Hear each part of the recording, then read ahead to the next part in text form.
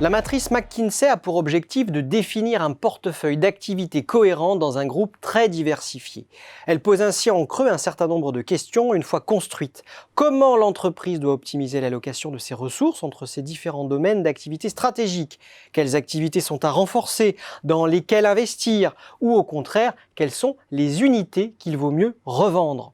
Cet outil d'analyse des activités de groupe diversifiées a été développé par le célèbre cabinet de conseil pour les besoins de General Electric à une époque, les années 1970, où les grandes firmes menaient encore des stratégies de diversification conglomérale.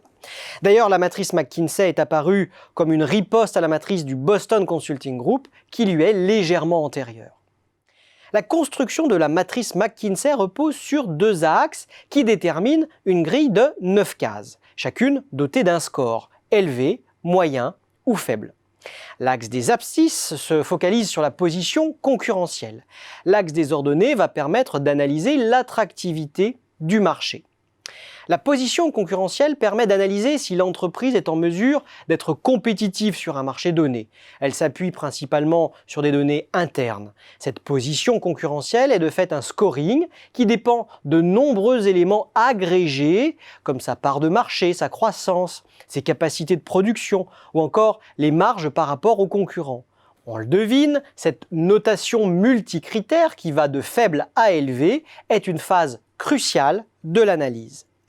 L'attractivité du marché, elle, dépend de la synthèse de nombreux éléments externes, comme la taille et la croissance du marché, le potentiel de rentabilité du secteur concerné, l'évolution des prix, l'intensité de la concurrence.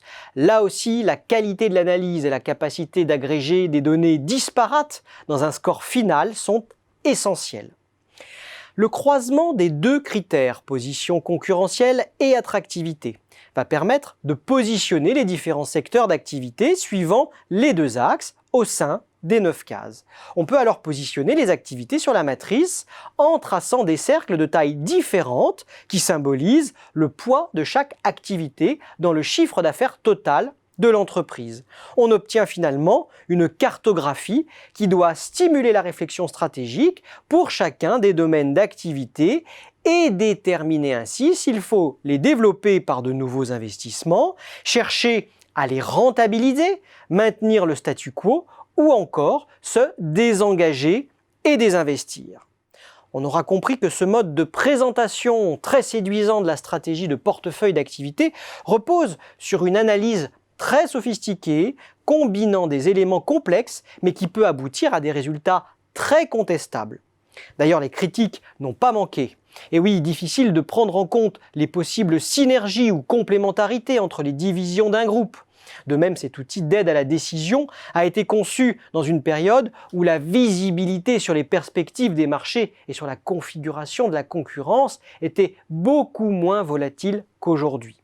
Enfin, il faut surtout souligner que ces matrices donnent l'apparence de la rationalité à des décisions qui reposent souvent sur de nombreux facteurs difficiles à évaluer et parfois très subjectifs, surtout en période d'incertitude radicale.